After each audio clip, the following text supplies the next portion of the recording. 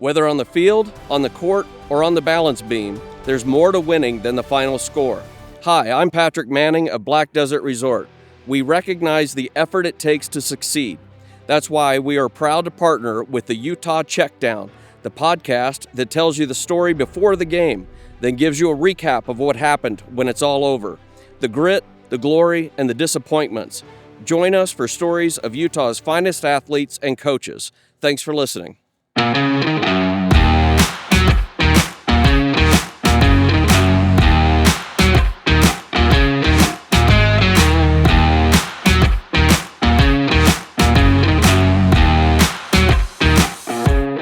You're listening to the Utah Checkdown podcast. And now your host, Josh Furlong.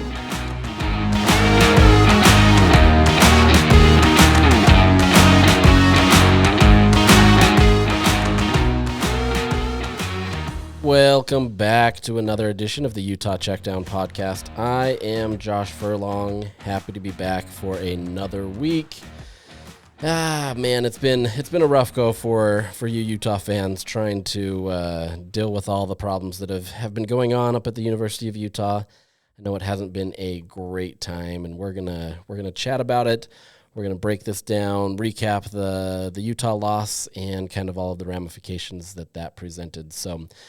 Before we do that, I want to tell you about our partners, Black Desert, who are helping with the KSL.com Beyond the Game video series. The videos highlight various athletes and give an inside look into their life. Recently, we talked with former Utah offensive lineman Garrett Bowles about how a second chance at life allowed him to pay it forward to troubled youth. You can check out that video and many others on KSL.com. Black Desert is a new resort destination in St. George that features a championship Tom Weiskopf 19-hole golf course that combines a private club feel with destination resort golf, amid lava fields and 360-degree vistas. Black Desert is changing entertainment in southern Utah, and they're just beginning. Black Desert, where remarkable is within reach, home of the Black Desert Championship PGA Tour. All right, well, let's jump right into this because it's been an eventful last 48 hours or so. Utah obviously loses their game to TCU 13-7. The defense, this is a TCU team that managed a ton of points this year, or at least in the 30s, and Utah held them to 13 points. Pretty remarkable job by the defense, and we can get into that in a bit, but did a good job, and yet Utah's offense couldn't do anything. They weren't able to manufacture enough offense. They were barely even threatening to get past midfield. Even when they did get past midfield, it was called back because of a penalty or different things. So this was a situation where it didn't work, right? And this common theme has kind of been there for the last few weeks. The offense can't move the ball. It's not schemed very well, and there's been a lot of frustrations all around. Before there was always conversations about, okay, the red zone or different things, and you could kind of pinpoint it at that and kind of use that as the scapegoat and say, okay, here's an asset or an aspect of the game that isn't working, and it kind of masks what was going on. The problem is it was just the overall offense, right? It just from top to bottom, there just hasn't been a lot of effectiveness. And, you go from being in that Baylor game where everybody's looking at this thinking, okay, Utah might beat Baylor by 40 by halftime. And, Cam Rising goes out and suddenly the entire tone of the season changed. There was optimism because he was going to come back and things were going to change, and it just has never materialized. There's been, moments of brightness and things where things have been able to go well for Utah. But by and large, this is a team that just hasn't been able to get it going on the offensive side of the ball. And there's numerous reasons. There's not one exact reason for that, and we've pinpointed some of these, over the weeks as we've talked about this. But it's just an offense all around that just isn't working. And it's an offense that Kyle Whittingham, after the end of the game, he credited the defense with what they were able to do. A pretty impressive performance. It's not quite to that same elite level that we're used to seeing, but it's pretty close. I mean, this is a team that held them to 13 points. They made Josh Hoover, put up a ton of yards, but not really get anything out of it, which is saying something. But this is just a situation where the offense wasn't moving the ball, and Kyle said there was going to be a lot of conversations and a lot of look in on what was going on over the next 24 to 48 hours. In less than 24 hours into that, introspection for the Utah football program, Utah announced that Andy Ludwig was stepping down. This is, we talked to Kyle Whittingham today, and he said this was on Andy's own volition. He decided that, they needed a different voice in that room.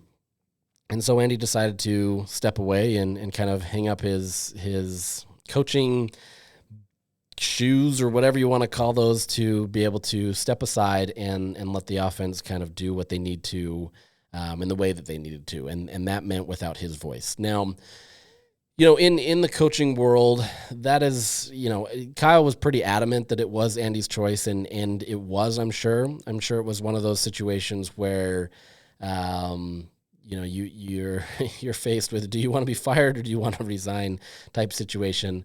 That's just the nature of this, right? You want him to be able to go out on his own terms and be able to feel like he can get the dignity and the support that he can get.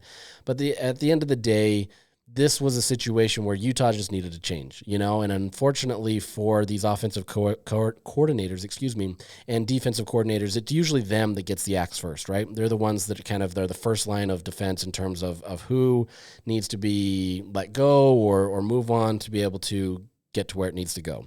Kyle Whittingham's not at risk of losing his job, right? Like, we're not at that level.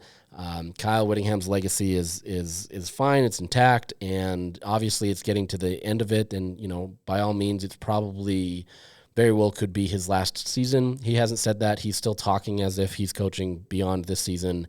But I think just the logistics of it and everything make that a tough choice for him. But at the end of the day, it's always going to be the offensive coordinator. It's always going to be the defensive coordinator that takes the fall beforehand, right? And the reality is it came down to having an offensive coordinator that schemed his entire offense to one player being Cam Rising, where you go into the season knowing that you have him available. He's able to do everything that Andy wants him to do, right? Those last 2 years where Cam was able to play in 21 and 22, you saw the full complement of that playbook, right?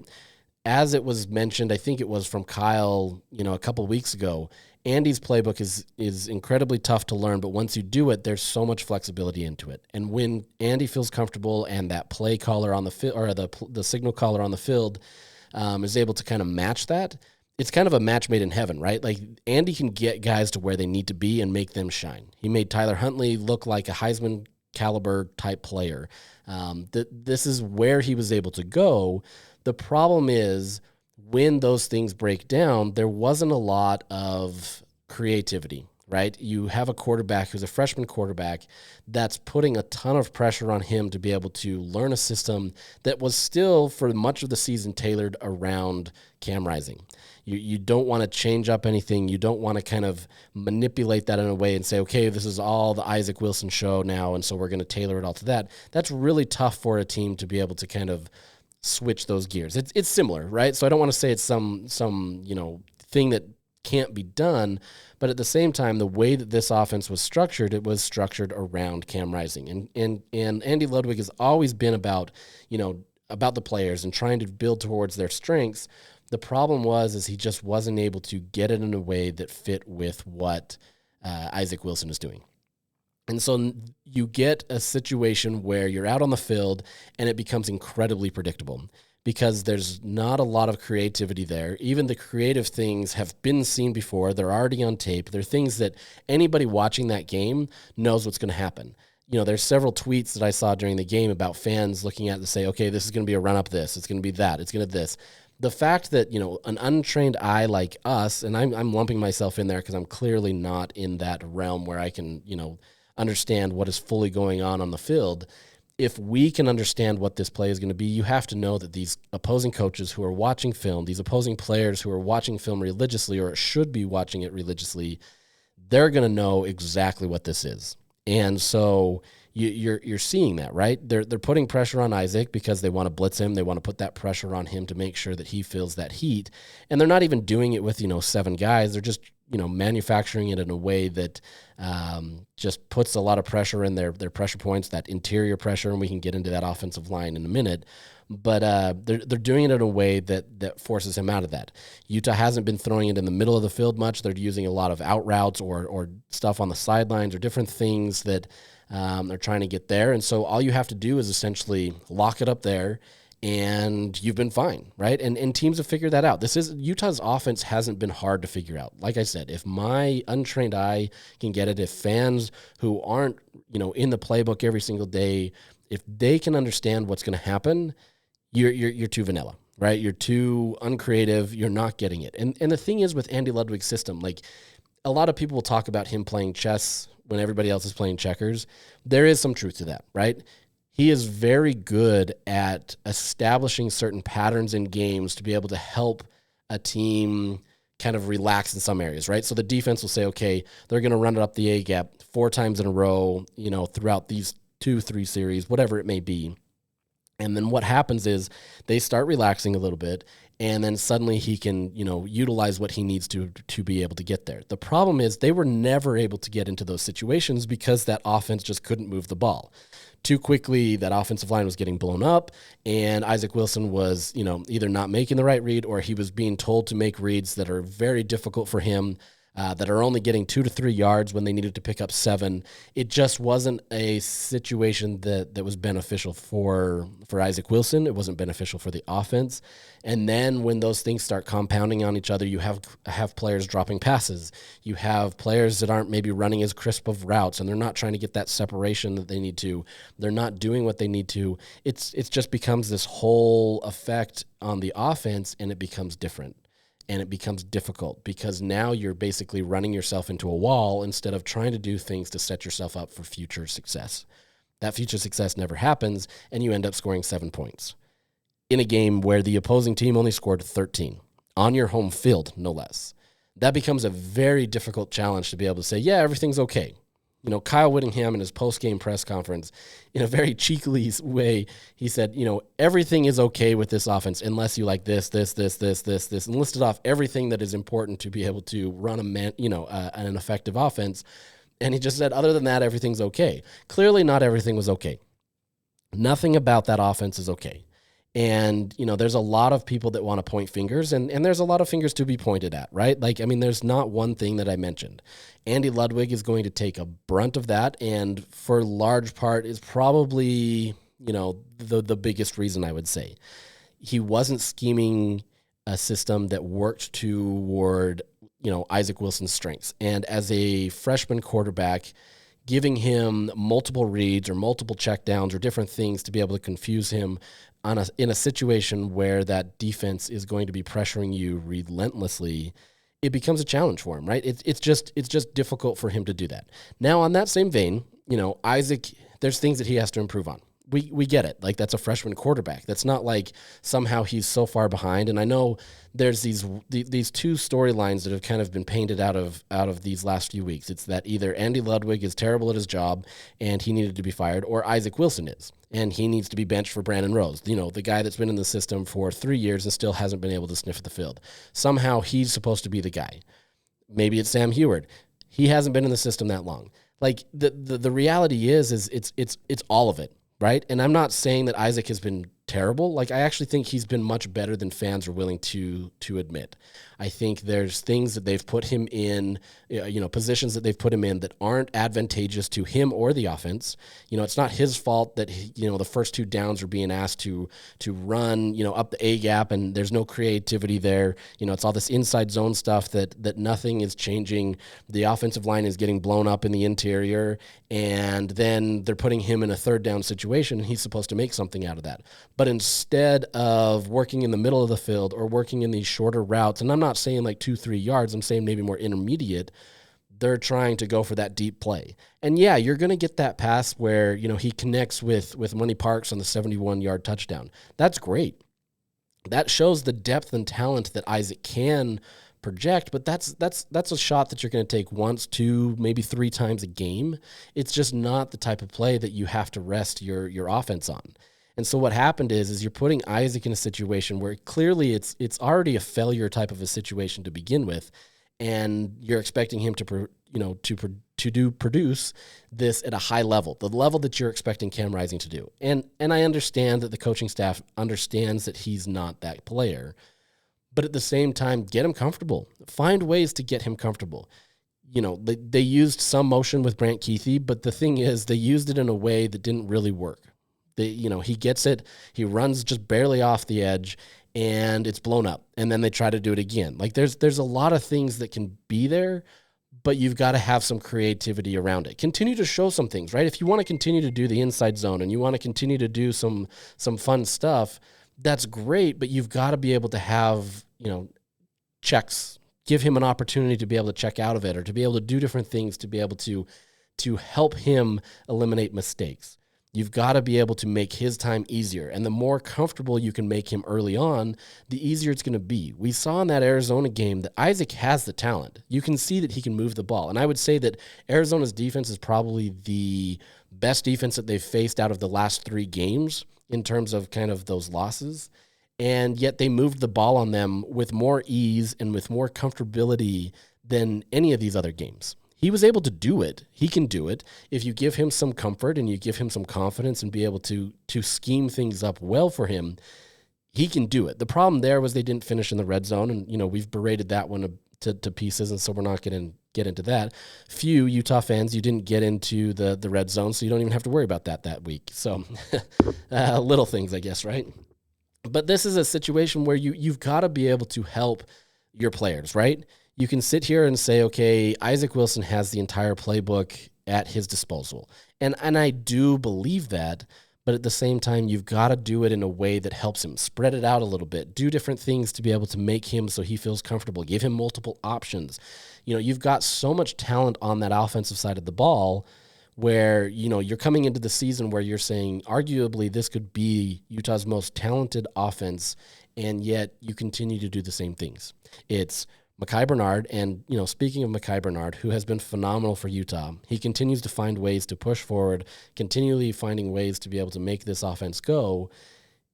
It's him, and then it's Brant Keithy, it's maybe Money Parks and Dorian Singer. I mean, Dorian Singer has to get more touches, right? He's got to be able to get that ball more, and you're not scheming it up in a way to help him. Okay, so all of that has happened, right? Like, we get it. Like, that's where it's been. And you can blame put your blame on anybody that you want. And I understand people are still not fully sold on Isaac Wilson. And I'm not saying you have to be, but now you've got a situation where you took out your offensive coordinator, or he took himself out as they want you to say. And they've now replaced him with Mike Badjikian. This is a guy he came in as an offensive analyst over the summer, just before summer, actually. And because of new NCAA rules, they allow him to basically be the QB coach. And so he's been sitting there hand in hand with Isaac Wilson this entire time. Isaac has developed a great relationship with him. They have a good relationship where they watch film together a ton. There's a good relationship there. Well, this is something where Mike is being able to help him and transition that. He's now been named the interim offensive coordinator. And Kyle Whittingham has said that this is his job, right? That he's not going to share a title with anybody. In the past, Jim Harding has shared some run play, passing, opportunities. At the end of the day, it was always Andy calling the plays, but there's insight there. My guess is there's still going to be insight there from Jim Harding. He's got an understanding of it. He understands what needs to happen. He understands that personnel better than Mike Badjikian can do it. I keep saying Mike's name wrong, and for some reason I can't get it wrong. But Mike Badjikian, I don't know. I'm not getting it right now. My words aren't coming out. I can type it and I can do everything, and I understand how it's pronounced. But for some reason my words aren't saying it. So we're gonna call him Mike today. It's just one of those days. I'm sorry. But we'll get to speak to him tonight as well, and be able to get some insight from him and kind of what he wants to do. But he utilizes more of an RPO system, wants to spread things out a little bit, which honestly I think fits Isaac's strength a little bit more. It probably resembles a little bit more of what he was running at Corner Canyon, which if you want to go circular, see, I can't even speak today, circular route. This is really great for a podcast. I'm sorry for all you listening today, but, Corner Canyon has stolen some elements from Utah. So it's kind of this circular situation of, where is it coming from? At the same time, you want to do things to be able to make Isaac feel comfortable. You want him to be able to have that confidence to be able to know that he can go out on the field and do what he needs to. At the end of the day, like was said, this becomes a new voice. That we don't know if that voice is going to be any better or any worse. It's just going to be something new. And if you've lost your team, and I'm not saying that Utah has fully, lost its players and everything, but when you're getting into this, you've got to be able to have a new voice to be able to help this move forward. And so with Mike, you're able to have that voice. You're able to have a different kind of skill set and maybe kind of a different mindset in how you call plays. There's going to still be some similarities, right? There's still going to be things where, as he's done in the past, he's going to do things where he's going to be repetitive. He's going to put it in there, and he's going to try to get those defenses once again to kind of relax and kind of make things comfortable. Then you utilize a play action or something like that to be able to all of a sudden change it up, and you can beat the defenses. And so don't expect suddenly for a new offensive coordinator who's in an interim role, and he has years of experience, to completely change this offense. It's still going to be very much so Utah's playbook, right? They're still going to have the same plays, the same vernaculars, the same types of stuff, but it's all in how he's able to game plan. It's all in how he's able to manufacture that is going to potentially be different. Like I said, it could all change, and suddenly Utah feels like it's been freed and they can run what they need to. I have a tendency to believe it's not just going to suddenly be this magic pill that Utah's offense has figured out and everything's going to work. Because once again, like I said, Andy was not the full problem. But at the same time, it has the potential where you have guys that feel comfortable, where they can feel like maybe they can get a shot, and maybe you kind of tear it down to the studs to some respects and say, okay, we've got the playbook, we've got the blueprints, we know exactly what we need to do, but here's how we're going to attack it, and here's what we're going to kind of put out on the field.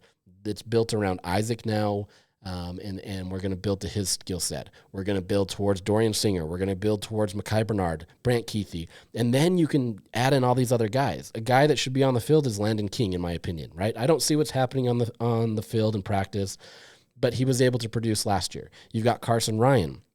You've got Damian Alford, who, it was said that Andy Ludwig's offense was a little too difficult for him to learn right now, and that becomes a challenge. Does he get to see the field? Because now maybe he feels like he can contribute in the way that a new offensive coordinator is able to do that.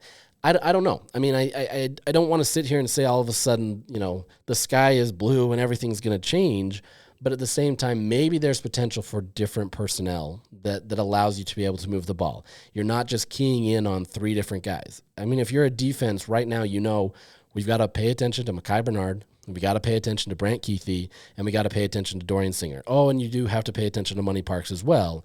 But at the same time, if you're keying in on the same guys and you see them on the field, that's pretty I don't want to say it's easy, right? Because it's not. Like, football is still a very difficult thing, but it's easier to be able to know what's going to happen. It's the same thing when you put Dijon Stanley out on the field. You knew he was probably going to be either he's going to run it off the edge, or you're going to try to utilize that wheel route that works so effectively.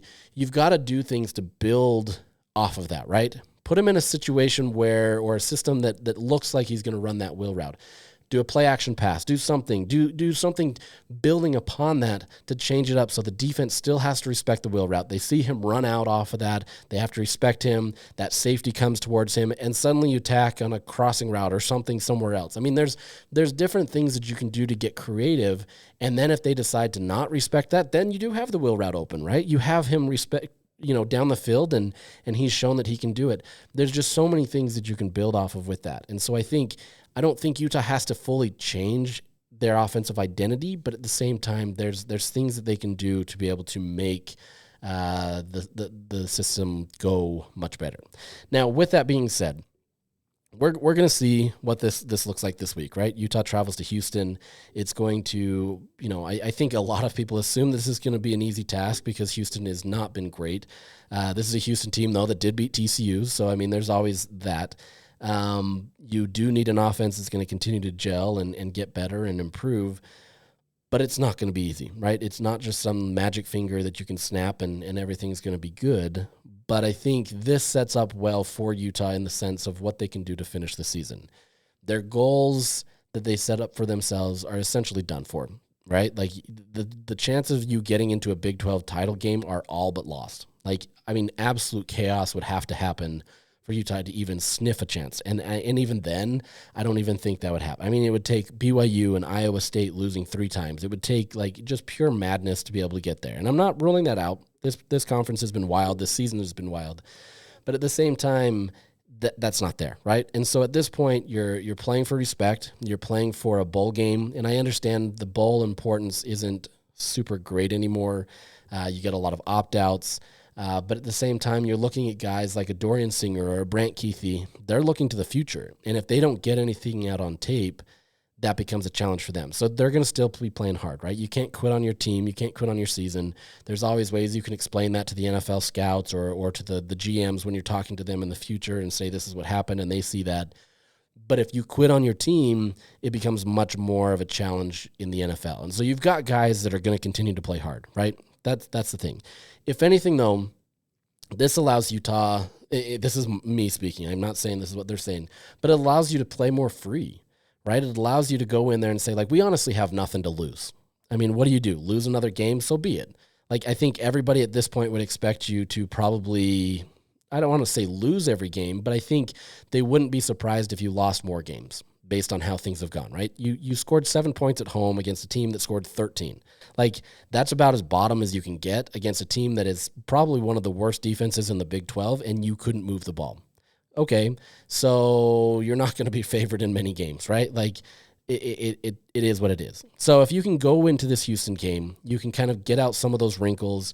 You can get out some of those things that you're going to learn with a new play caller.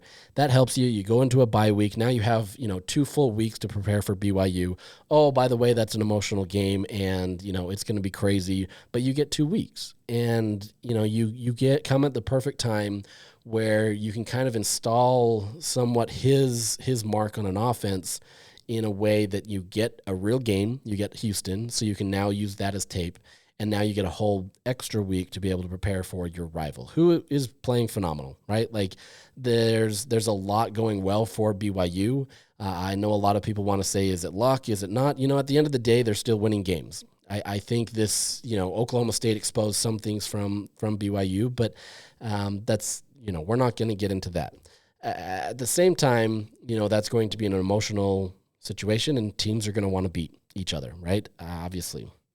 But it comes at a good time. If they can play this well, Utah has an opportunity to, kind of change the tone of the season.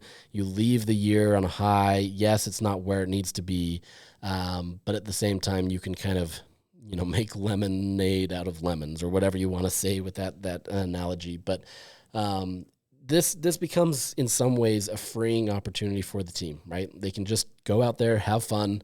At the end of the day, you got to have fun. And right now, it hasn't been fun for Utah. They've been really frustrated with how things are going. You're seeing that wearing on the players. They need to find that comfort and that relief. And if you can provide that, even if, you're scoring, let's say 28 points, I think that would be a real freeing moment, considering that Utah's managed 36 points in the last 3 weeks or 3 games. So anything to get this team moving is going to be beneficial. Now, I said not everything has gone well, right?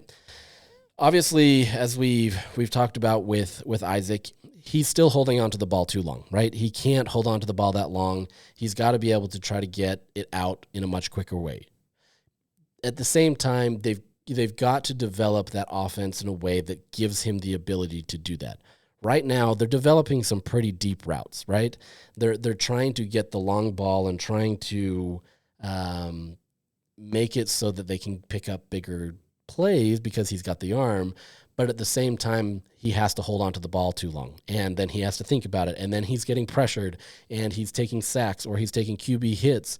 All of these things factor into that, and so then he's left scrambling or left to make decisions in a rushed situation. Find ways where he can get that ball out. The typical in the NFL, especially, around 2 seconds, right? I don't know what the average would be in college, but I mean anywhere between 2 to 3 seconds, you've got to get that ball out, right? The faster you do that, the easier it is to move. You can see what it does for those quarterbacks that do get the ball out quickly. You can see that offensive line doesn't have to protect as long. They also don't have to worry about the blitzing as much. I mean, you still have to protect, right? Like I get that. But you give yourself so much more of an ability to succeed if you can get those things done. And so it's working with Isaac to be able to make that read quickly, but also setting himself up so that he can have that, right? Whether it's crossing routes or out routes or slant route, whatever, pretty basic routes. These don't even have to be pretty elaborate, but do whatever you can to make sure that he feels comfortable. You can get him those quick things, then you can develop it, right? Then that defense is going to relax a little bit. Then you can do some things in the run game. Then you can do some things in the passing game. It's all kind of needing to be benefited from having a game that is suited to Isaac. So yes, he has to improve on those things, right? Like that's it. But at the same time, this, a year ago he was playing for Corner Canyon, looking to go to the state championship for 6A. This is a kid that is still growing. He's got a lot of confidence. He's got a lot of maturity in the sense that he's taking ownership for this stuff. He apologized to the defense at the end of the day. That is good. I think those are all good characteristics, and obviously his performance on the field has to improve, but you've got to be able to do more to help him. Now, with that help has to come on the offensive line. Last week was a bit of a mess, right? This is a team that ranked near the bottom in run defense, and Utah managed, I think it was 68 yards in the run game. Mekhi Bernard had 55 of those yards. I mean, this was a situation where they just didn't get anything going. And a lot of that was the pressure that they had, and a lot of that was, everything there. But at the same time, the grades for these players just weren't great. You were seeing some of the offensive linemen being switched out. I'm not going to name names. I don't think it's fair necessarily to name a lot of these names, and some people may disagree with that. Just safe to say it just wasn't cutting it, right? And there was players that needed to be moved, players that had to get out of there, and that's the nature of it. You have two. What am I going to say? Like there's two avenues here where you have some of those linemen that were absolutely great in pass blocking, right? Especially those tackles. So you've got Caleb Lomu and Spencer Fanu. They actually graded very well in pass blocking. Some of the highest graded players of the week on offense. They're doing great work. The outside has been fine for Utah for most of the year. That has actually been the great opportunity for Utah. It's that interior pressure that's becoming much more difficult. Now, there's two different things here. This game, that interior pressure, you've got 4 of those guys that are grading really high in pass blocking. It's really solid. Everything was going well. One of those guys is actually Falcon Kamatule, who came in to relieve one of the players to be able to move in there. He actually had the highest pass blocking grade of the week, did really well. Right? So you have that potential where you can get these guys come in here and can do well in the passing game, right? They're giving enough. Their offensive grades aren't fully complete, but pass blocking, they're doing a decent job. Now there's others on that side of it where it's absolutely abysmal, right? It's not great. One of the players graded out as a 3.7. I've never honestly seen that before. It just didn't work, right? At the end of the day, those were only 7 snaps. So it was a quick outing, but you weren't getting that same consistency throughout the game, and being able to have that, you're having to change things. The real issue here came in the run block. At least this week. It's been kind of flip-flopping to some extent in the offensive line. The run block just was kind of mid. There wasn't really any great solid grades. It just really, I mean, Dallin Bentley had your highest run blocking grade, and he's been great for Utah. He's one of those unheralded players that, whether it be blocking or whether it's him out running routes, he's pretty much open every single time, and they could utilize a lot of what he's able to do, and that should be an area where Isaac looks to, assuming that is part of the game plan. But he's done well. Outside of him and his 74.8 grade in run blocking, everything is below that, right? Like it's just kind of mid. It's not great. It's not a great system for Utah, for a team that relies so heavily on establishing the run and trying to use that to build upon anything else. It just hasn't been effective. And some of that is how Utah is running the ball. As I mentioned, you're seeing a lot of the same inside zone stuff that it's not creative. And so there's some elements there that play into that. On the other end, it's not helping Utah advance what it needs to, right? When Isaac needs to be able to advance the ball, you've got to have an effective run game to be able to make sure that he can do what he needs to. If not, then they know that they can do certain things on obvious passing plays, and Utah has very obvious passing plays outside of maybe a select few. It becomes a very difficult challenge for him to get to what he needs to because they know where they're going, right? They know that we can put pressure every single time, or in this situation, we'll simulate pressure but then drop back into coverage, and then Isaac has nowhere to go. It's been very easy that way.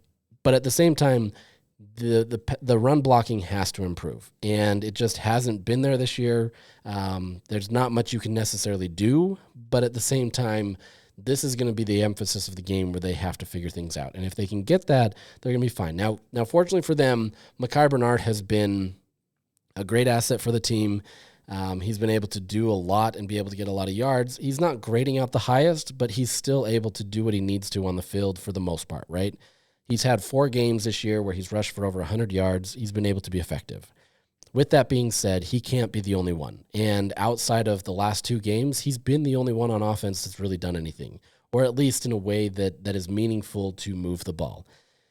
This becomes a challenge for Utah because coming into the season, there was a lot of talk about this running back room.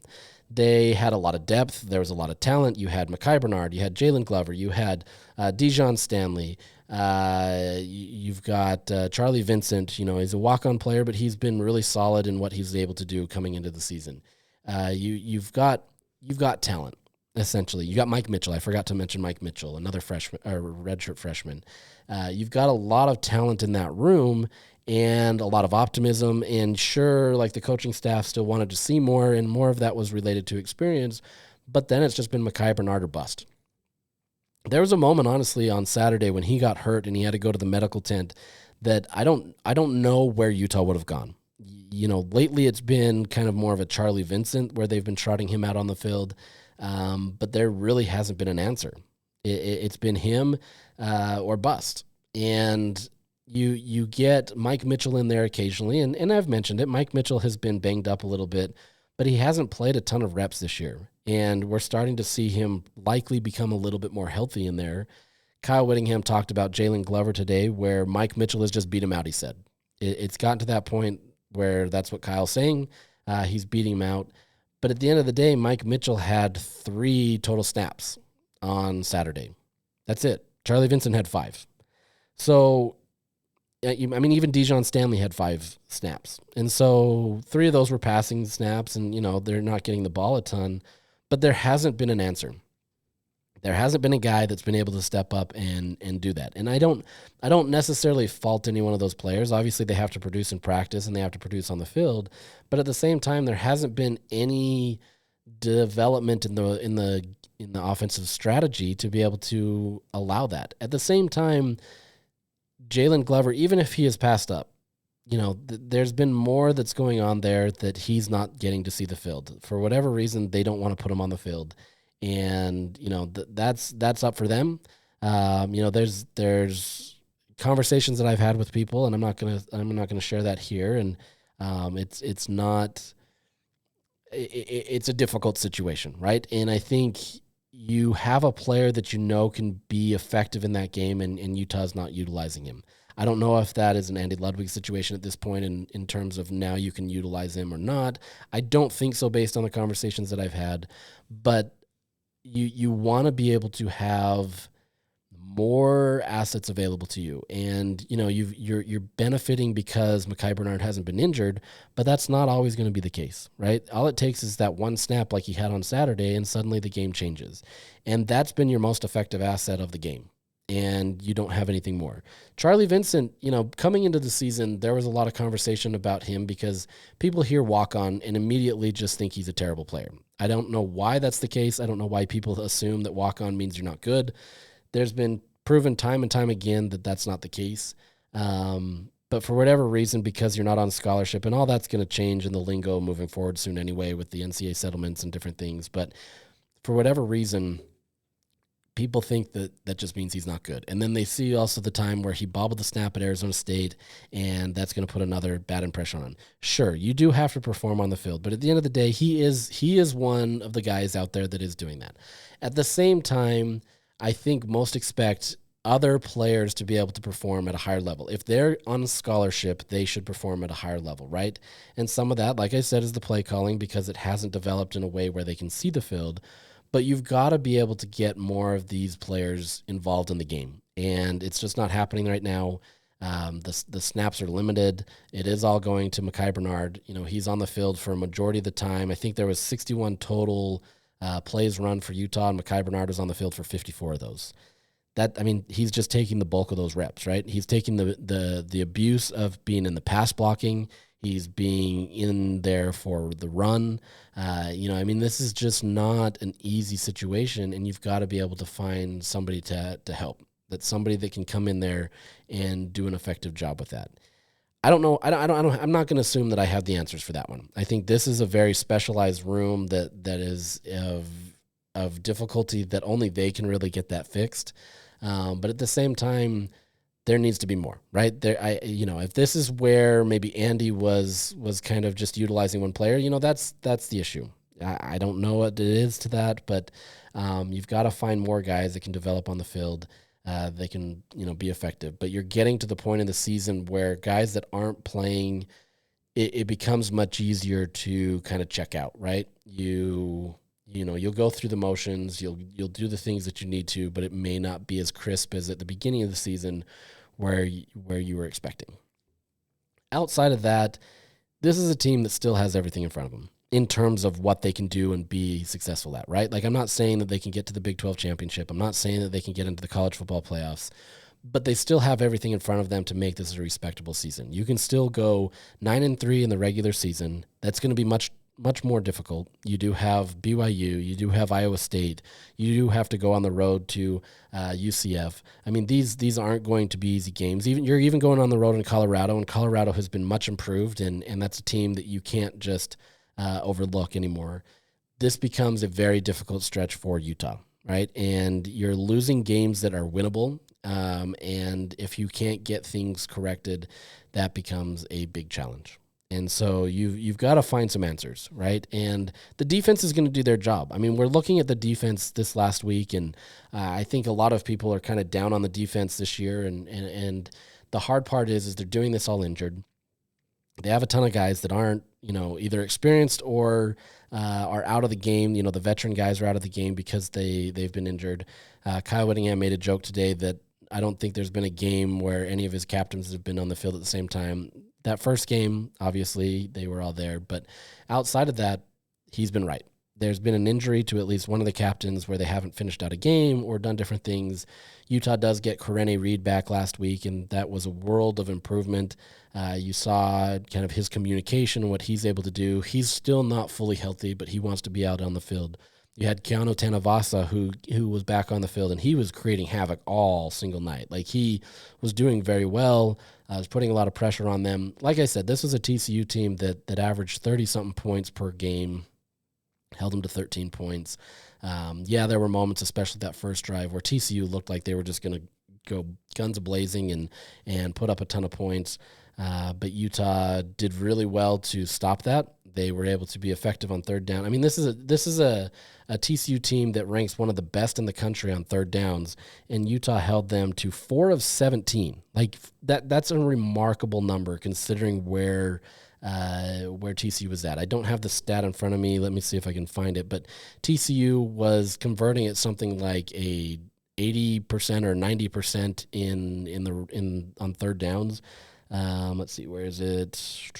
Third downs, 48%. Sorry, I was thinking red zone. My bad. 48%, which was still 17th in the country. I mean, this is a team that was converting almost on every single try that they were getting, or at least half of the tries that they were getting. And Utah held them, as I said, 4 of 17. That's a remarkable number. There were moments where, that first drive of the game, they were picking up a first down on every touch of the ball, right? They get down into the red zone and suddenly it stops. You held a team to 13 points. That's a remarkable job. So, you have to take all of that into consideration when you look at this Utah team. This Utah team did really well on defense. Teo Johnson led the team in defensive grades, had a great day, tackled well.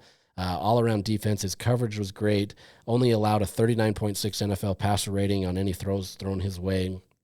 I mean, this was a good effort from Utah, right? It's still not to that level that Utah's talked about in terms of these elite Utah defenses, but that just shows kind of the high benchmark that Utah fans have, or that Utah has for itself on this defense when that becomes the case. This is a defense that is going to continue to help you win games. But the point is, you've got to be able to score those points. Kyle will talk about all the time that, if Utah is only able to score 7 points, the defense needs to only allow 6. Now, I understand what he's saying because it's a full team effort. But at the same time, if you only give up 13 points, 1 touchdown and 2 field goals, you should win a game. If your team can't do that, I'm sorry. I mean, when you make Iowa look like a good team on offense, you've had some problems. So this is a defense that is going to continue to do well. They're on the field, able to put in that pressure, and they still manage to do what they need to. This is a team that was very pass heavy and what they did. And Utah got beat late with some runs. They put their running back in, or kind of slot receiver, in wildcat situations, and were able to be effective there. But for the most part, I mean, this is a defense that did a pretty solid job. So we'll see how this develops. I don't know that we have many more answers coming from this, but we'll get to talk to the new OC tonight. Hopefully I'll remember how to say his name, or my words will just allow themselves to come out the right way. I know how to say his name, but for whatever reason, it's not coming out today. So we all have those days, right? We have those days. So hopefully by Thursday we can get to that point where I can say his name. But that's going to be it for today. We'll come back and preview this Houston team. That it's easy to sit here and say that Houston hasn't been very good, and they haven't. But this Utah team hasn't been very good, and they're a much more put together team. And if Utah can kind of maximize what it can do on offense and utilize the players that it has, different play calling, whatever that may be, there is a chance for a turnaround and for a team to look much better. But anything that we say on these things is always going to be a challenge, and I'm curious to see how it works out. But we'll hit you up again this week and talk about that and see where we can go from there. So with that, signing out today, and we'll chat with you guys again later this week.